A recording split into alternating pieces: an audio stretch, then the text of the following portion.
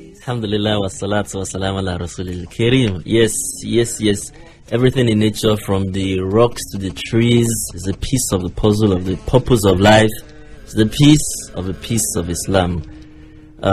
We are grateful to Almighty Allah, who has made us Muslims, people who believe in oneness of the Creator and have decided to submit to His will. In case you're just tuning in for the very first time and you're listening to this program, the station is 93.1 FM FUTA Radio, and you're listening to Al-Islam, the Religion of Peace. On this program comes up live every Friday between the hours of 12:15 and 1 p.m. by Allah's will. On this program, we get to discuss issues that have to do with your reality, your life, and issues that have to do with our hereafter, hoping that one day when we cross to the land beyond and stand in His very presence, we shall be able to make it into the heavens by Allah's will. Institutions for character formation, the family, is what we're looking at today, and then we decided to look at the components and the institution of nikah. I have in the studio with me the Imam. Imam, you are very welcome. Assalamu alaikum. Wa alaikum salam wa rahmatullahi wa barakatuh. Jazakumullah khairan. Thank you for making it today. We are very grateful. Now we are looking at nikah. What is nikah? Why do we marry? How do we marry? Tell me a couple of things about nikah. Let's educate the people, please. أعوذ بالله من الشيطان الرجيم بسم الله الرحمن الرحيم الحمد لله على النكاح وحرم الزنا والصلاة والسلام على من لا نبي بعد محمد ابن عبد الله صلى الله عليه وسلم وعلى آله وصحبه أجمعين. أما بعد, we thank Allah subhanahu wa ta'ala for keeping us alive. Allah, who had made marriage, has enjoined marriage on us and make fornication detestable and forbidden. We also seek His choicest blessing upon the best man, our model, our leader, Muhammad, the son of Abdullah. Allah bless him of his household, his companion, and those of us who believe in him till the day of judgment. Just like my presenter have said, we're looking at an nikah as basis for family formation, having established the fact that marriage is indeed one of the institutions for character formation. We have looked in the past at the components of this family and the similitude Allah have coined for these people. But today we are trying to establish the fact that in Islam, the only basis for forming family, which is the nucleus of the society, is what is known in Islam as an nikah. It can be loosely translated as marriage. This marriage is the only institution allowed in Islam for the formation of family. It is indeed one of the signs of Allah that He has endeared to our hearts the love of our partners. And as far as Islam is concerned, marriage is indeed an institution. And in Islam, Allah has made everything about marriage easy and simple. Just like He has done for everything that has made compulsory on human being. Allah will not make anything compulsory on human being except that He will facilitate the doing of such thing. And He will not make anything forbidden except that it will make nearness to such thing difficult task. We thank Allah for making marriage possible and permissible. And Allah has simplified it, the process and the product of marriage. Allah has forbidden zina, fornication, adultery, and He has blocked all roads that will indeed lead to it. So it is important, if one is going to marry in Islam, one important concept is the concept of mate selection. Islam attaches a great importance to the importance of partner selection. For either party, the two of them must enter into this contract with their eyes wide open. Islam sees a marriage as a contract between two persons, a man and a woman, where one makes the offer and the other one makes the acceptance. The offer, as far as Islam is concerned, can be made by either of the parties. It could come from the man, it could come from the woman, but it must be acceptable and accepted by the second party. And in making this choice, of all qualities and parameters that man can set, Islam had emphasized two qualities above and over other qualities. Of course, the list can go on ending depending on individual's choice and taste. That's why Allah says in the Quran that "Fankihu man taba lakum minan nisa'i." Allah says, marry those who appeal to you, those who are fair seeming to you, those who are loving to you among women. So, in other words, the list of what suits me, what suits can differ. But whatever our taste, Islam ranks two qualities in the choice of partner over and above other things. And the first of them is what I call religiosity. Islam, in a popular advert, told that people marry for 4 reasons. I said people marry for beauty, people marry for wealth, people marry for listed all this lineage. But some people marry for religion. And he said marry for religion so that you will never live a life of regret. So Islam lay emphasis on religiosity. Why? I tried to fathom a relationship, a marriage that is godless. A marriage that is irreligious. Either of the parties can do what he likes, and none of them indeed have a rest of mind. There is no guarantee that your partner will not misbehave, if not for the sake of God. And once God is removed from that, of course, God institutionalized the concept, the institution itself, ab initio, and is a party, a principal witness to such relationship. And no wonder each time Moses to solemnize marriage, he always starts with fear of God. He will emphasize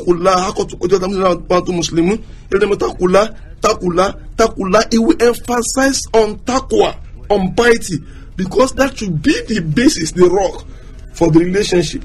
So religiosity is a fundamental factor in this. So much so that Islam discourages interreligious marriage. Yes, it's I've mentioned ab initio in this program that a relationship, a marriage where God bears two names, there's going to be crisis. There must be just one name for one God in every marriage. It could be anything, but the two of you must agree on that basis.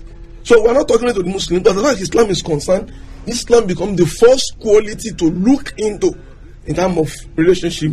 The second most important is what I call good manner or good character. Okay. So after religiosity, of course, these two things ordinarily should be two sides of a coin. As far as Islam is concerned, piety and good manner are two sides of a coin. Without which the light cannot will be a counterfeit. Allah will say, okay. Except those who believe and are righteous. So righteousness and piety are two sides of a coin.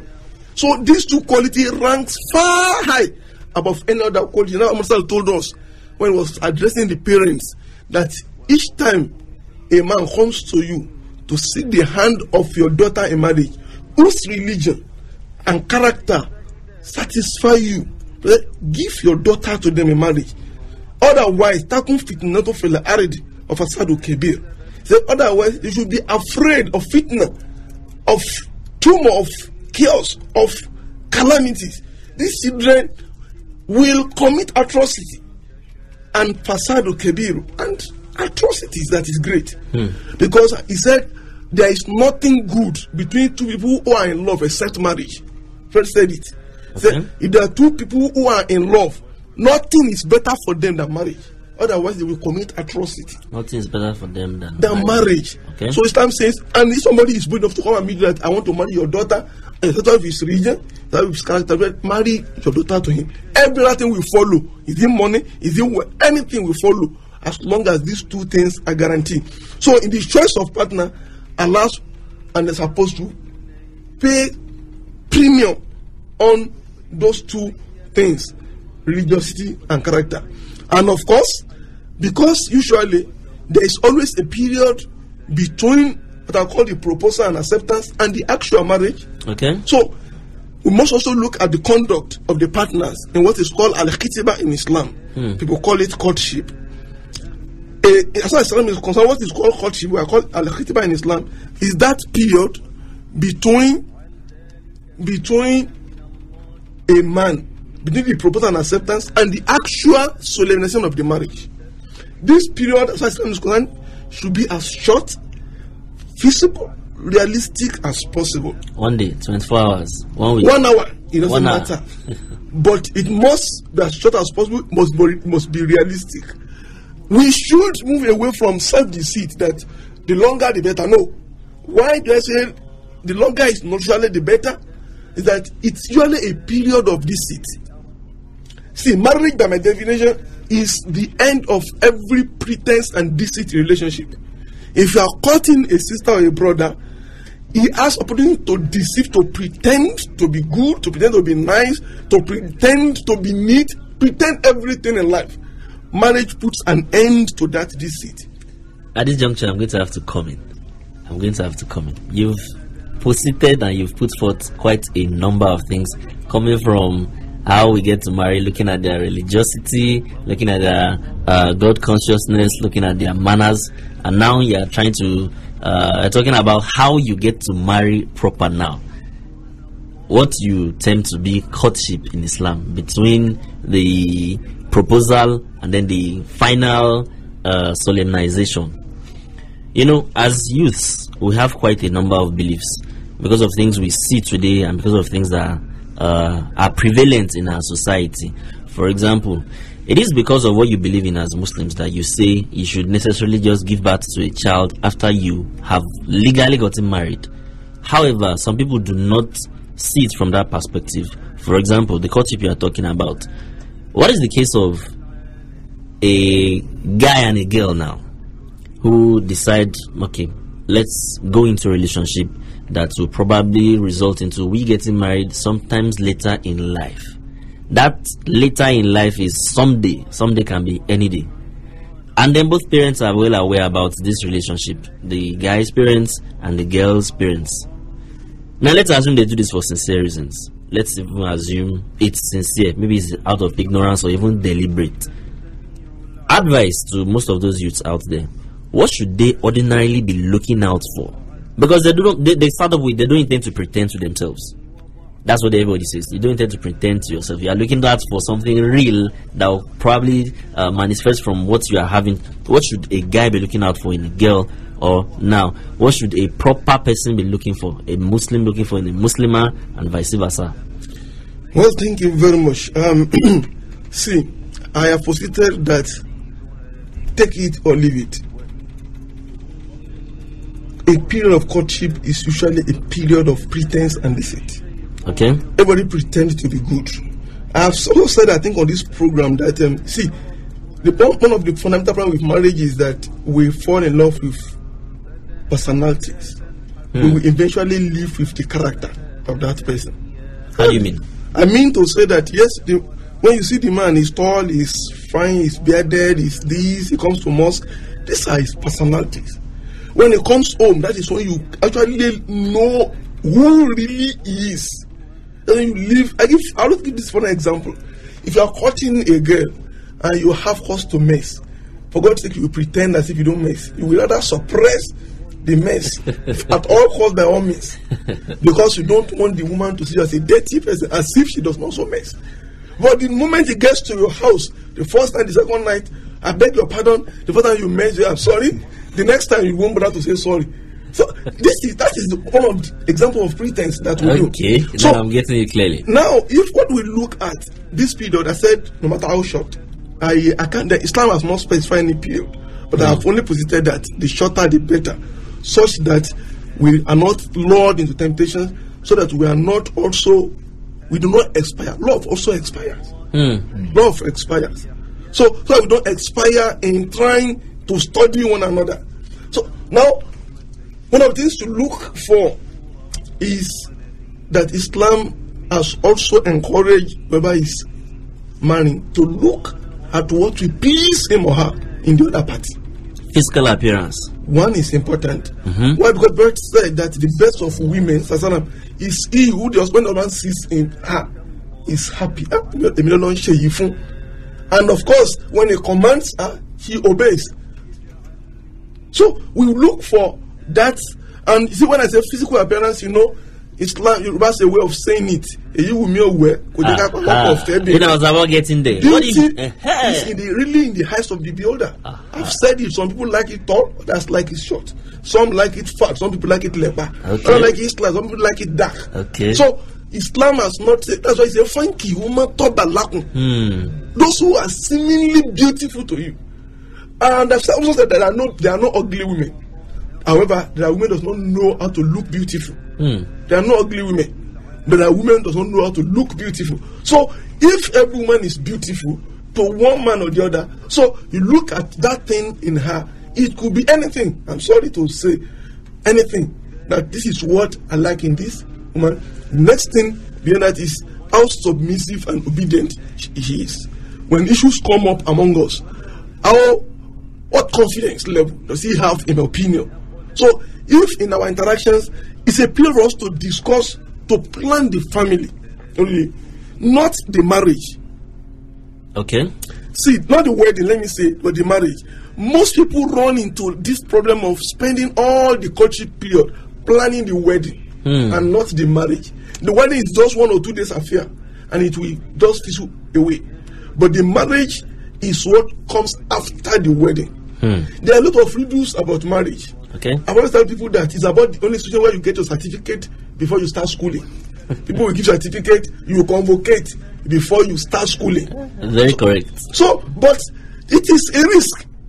The woman the first day you come to university, you will give your certificate, and you have 5 years to study architecture in FUTA, but you have given your certificate. The tendency, if you are not careful, is to say, what am I looking for in this school? So, there are a lot of riddles about marriage, and so it is better for you to spend that period discussing things that will affect the marriage eventually, not the wedding.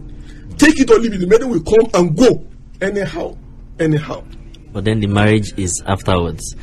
Institutions for character formation, the family. We are trying to look at how you even get to start it all. That's the concept of nikah. We're going to go on a short break now. When we'll come back, we'll continue with the program. Please stay tuned.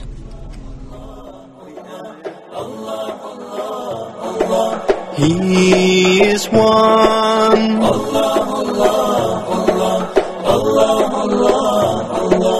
He is one. He is with us all. Can't you hear his call? Ooh, Allah. Don't go far at all. Just look inside your soul. Ooh, Allah.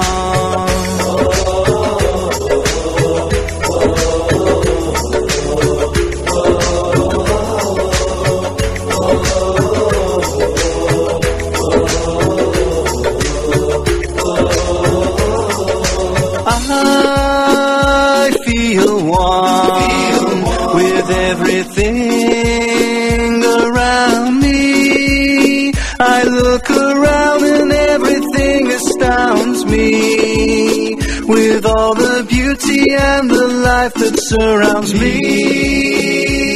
Subhanallah, Subhanallah, Subhanallah, Subhanallah. And with this feeling, time is... Bismillah, alhamdulillah, salatu wassalam ala rasulil kareem. You're still listening to Al-Islam, the religion of peace on 93.1 FM FUTA radio. Oh Imam, just before we went on that short break, you were telling us something about what the man looks out for in the woman, and then you mentioned her religiosity. Okay, the other way around also. Now I even want to be a bit more specific about the female folk, because from what you have mentioned, they somewhat get to see the personality first, then later the character. I put they because I think it's the man that always comes in the forefront they see him around. Well, it could happen the other way around sometimes also. But typically in the mosque fold, you get to see, for example, it's the Imam that mounts the mimbar. The females do not do that. So they get to see the Imam and they like the Imam, I like the way he speaks and things like that. But then we're looking at what you look out for in the person. We know it's not actually physical appearance, but physical appearance and appearances are part of it. I have come to learn after over a while now that how do you, for example, tell one's level of spirituality? You really cannot tell what is in the heart. I learned also that, okay, Islamically, let's look a bit more at what the courtship thing is. When you want to first select the man, maybe he comes with a proposal and then you want to make consent. What should you be looking out for? You want to ask probably his close friends what he is like. And when you're asking those friends, what do you ask? Do you ask how does he conduct himself in the house? Is he neat? Is he friendly? I think most people do not even ask how often does he do his tahajjud? How often does he fast? Maybe by asking some of those questions, you get to even know how spiritual and God conscious he is. What?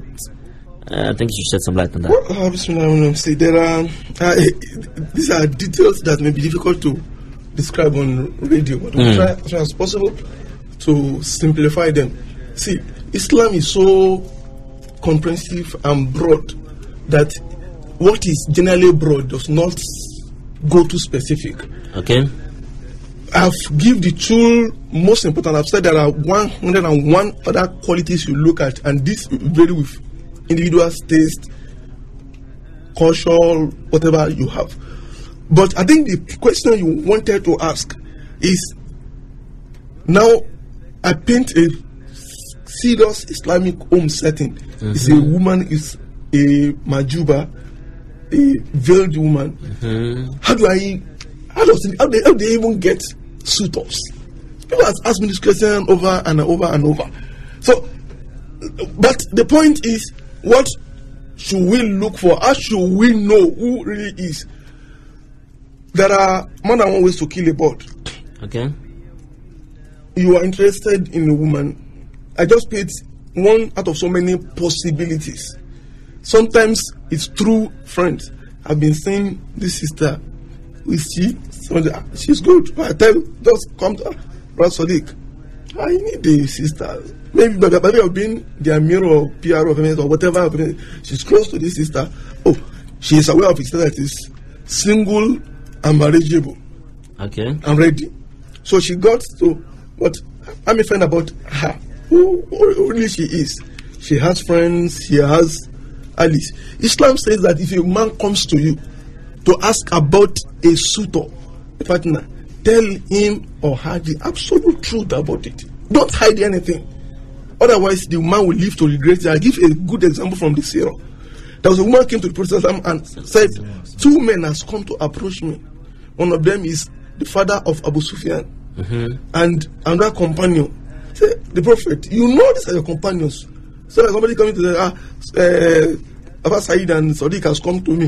Which of them do you think is best for me? The Prophet said, fine.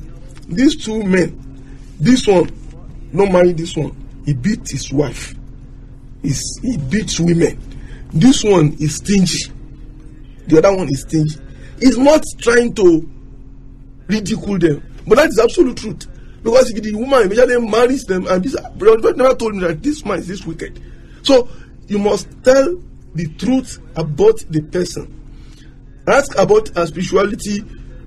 Ask about if that's an amir or an imam who is close to him or her. Tell him or her. And in Islam, of course, if you are asked to marry, we have cause to interact. Let the truth be said. This is who I am. The man usually are bold and spell it out. I am Dhikrullah AbdulGaniyyu. I have been this. Explain, introduce yourself, and be factual about it. See, there is this pretense or this fear that if I tell the truth, my mother used to tell me when I was young. I told the woman about this and this about my mother. Do not tell women such things. They will run away. I said, if you run away, it's not mine, and it's good for me. Because you will still come to know those facts about me. So the better, the earlier I tell her, the better. So that she will be prepared for it. So Islam expects that You can ask from friends, you can ask from people who are close to her. So much that you can even ask whether she has body odor from her friends. And they should not lie about it, for God's sake. There are people who does not like body odor, people who does not like mouth odor, people that like armpit odor. Snoring. Fine, thank you. Things like this, which you may not know, but which you can get to know from close allies. But if I know all this, for God's sake, you see, they say love is blind. See, and I said, well, love is blind. If it is blind, it is difficult to give it to a man. So, but you have to force his eyes open somehow. It's better to walk into love than to fall in love. If you fall in love, you may never stand up. So if you walk into love, if it's become difficult, you can walk out of it. So these are things that I think we should know. But of interest to me is the fact that, see, I've said when I was introducing this topic that if Islam makes something compulsory, it facilitates and make it easy and simple. Good. And one of such is marriage. But our experience is that marriage is difficult, complex, and expensive. Why? Why? That is the riddle. The riddle is that Allah had made everything that is compulsory simple, easy, cheap, and has made everything that is forbidden difficult, unaccessible. Today, the world is making every forbidden thing simple and accessible and cheap. I give an example that is not marriage now. Come to marriage. Allah has forbidden intoxicants. Okay. Today, to buy a bottle of beer, I'm sure could cost as much as 150, 200, and 250. I don't know how much it goes. But it will interest you that people have said, no, if you can't afford that one, there's what they call pelebe, 20 naira. With 20 naira, you can just even buy that thing. Honey is permitted in Islam. I'm not aware that it's pelebe of honey. That I want to take honey, there is 20 naira honey. It does not exist. There is not. But yet, Allah insists that honey is good and we should take. Even pure water is not as cheap as pelebe. So there are no pure water could go for 15 naira or thereabout now. There is still 20 naira intoxicants in Nigeria today. So the point I'm making, look at marriage, for example. Islam has said, what does it take to marry? Just 4 simple things. One, what they call ijab kubul. You propose to a woman, you accept, the contract is sealed. The next thing to do is to go and seek the permission of the guardian, the parent. I always tell sister, if you want to discern a man that is serious about relationship, it comes to you, sister, I love you, I can die because of you. Tell her, can you tell that to my father? Go and meet my father. If he has the boldness, he has the courage to go, then he make business. But he say, no, I don't want to tell him you're shit. You're not ready for anything. He's only looking for a prey to do whatever on. So Islam says once the woman has agreed, the next thing is to go and face the heat. Go and sit on the hot seat. Meet the wali. I have come to seek for the hand of your daughter or your ward in marriage. And for to warn them that they should not reject if they have these 2 things satisfactorily: religion and character. The next thing Islam says, then the woman should spell out what her dowry, we call it mar, is. And the Prophet have said that the best of them is the cheapest of them. And of course, it's so similar that you can even marry on credit. No, this you have asked for this, I don't have now. I will pay later. So it becomes a debt. Then you go to sign an agreement. This man is owing me so. If he dies today, before they can dispute an inheritance, they will remove it. So you can. That's the next step. The woman must take that bridal price to give. That is what legalizes her private parts to you. And finally, of course, is just to have 2 witnesses on ground to witness it. 2. You don't have to call the whole world. Look, that is marriage in Islam. But our experience is that to do marriage in Nigeria, I have found that an average Nigerian, an average Muslim Yoruba person do marriage 5 times. They will do what they call introduction. They will do what they call engagement.